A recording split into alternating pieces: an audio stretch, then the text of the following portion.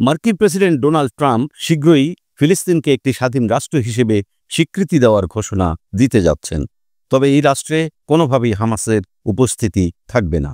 নাম প্রকাশে অনিচ্ছুক এক উপসাগরীয় কূটনৈতিক সূত্র এ তথ্য নিশ্চিত করেছে, যা মধ্যপ্রাচ্য ভিত্তিক সংবাদ মাধ্যম মিডল ইস্ট মনিটর ও দ্য মিডিয়া লাইন প্রকাশ করেছে। সূত্র জানায়, প্রেসিডেন্ট ট্রাম্প যে ঘোষণার কথা বলেছেন সেটি আসন্ন উপসাগরীয় মার্কিন শীর্ষ সম্মেলনের প্রাক্কালে আসতে পারে। এই সম্মেলনটি মে মাসের মাঝামাঝি সময়ে সৌদি আরবের রাজধানী রিয়াদে অনুষ্ঠিত হতে যাচ্ছে। এটি ট্রাম্পের দ্বিতীয় মেয়াদে সৌদি আরবে প্রথম সফরের অংশ। হোয়াইট হাউসে গত 6ই মে প্রেসিডেন্ট ট্রাম্প যে অত্যন্ত গুরুত্বপূর্ণ ঘোষণার ইঙ্গিত দিয়েছিলেন সেটি নিয়েই আন্তর্জাতিক অঙ্গনে নানা জল্পনা চলছে। ধারণা করা হচ্ছে এই ঘোষণার মূল বিষয় হবে ফিলিস্তিন রাষ্ট্রকে যুক্তরাষ্ট্রের স্বীকৃতি এবং এর কাঠামোতে হামাসের অনুপস্থিতি।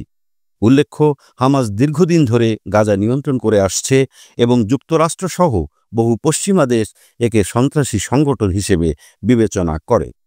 সূত্র আরও জানায়, যদি যুক্তরাষ্ট্র ফিলিস্তিন রাষ্ট্রকে আনুষ্ঠানিকভাবে স্বীকৃতি দেয় তবে এটি মধ্যপ্রাচ্যের ভূ রাজনৈতিক পরিস্থিতিতে বড় ধরনের পরিবর্তন আনবে এবং আরও দেশ আব্রাহাম চুক্তিতে যোগ দেওয়ার পথ সুগম হতে পারে।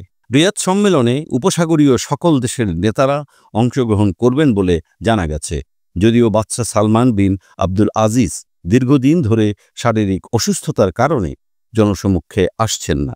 এছাড়া সম্মেলনের আলোচ্য সূচিতে থাকবে নিরাপত্তা, সামরিক সহযোগিতা, প্রযুক্তি এবং কৃত্রিম বুদ্ধিমত্তা সংক্রান্ত চুক্তি। অর্থনৈতিক চুক্তির দিকটিও গুরুত্বপূর্ণ, যার মধ্যে শুল্ক ছাড়ের সম্ভাবনাও রয়েছে। বিশ্লেষকরা মনে করছেন, ফিলিস্তিনকে রাষ্ট্র হিসেবে স্বীকৃতি দেওয়ার এই ঘোষণা শুধু মধ্যপ্রাচ্যের রাজনীতি নয়, বরং আন্তর্জাতিক সম্পর্কের নতুন মাত্রা তৈরি করবে।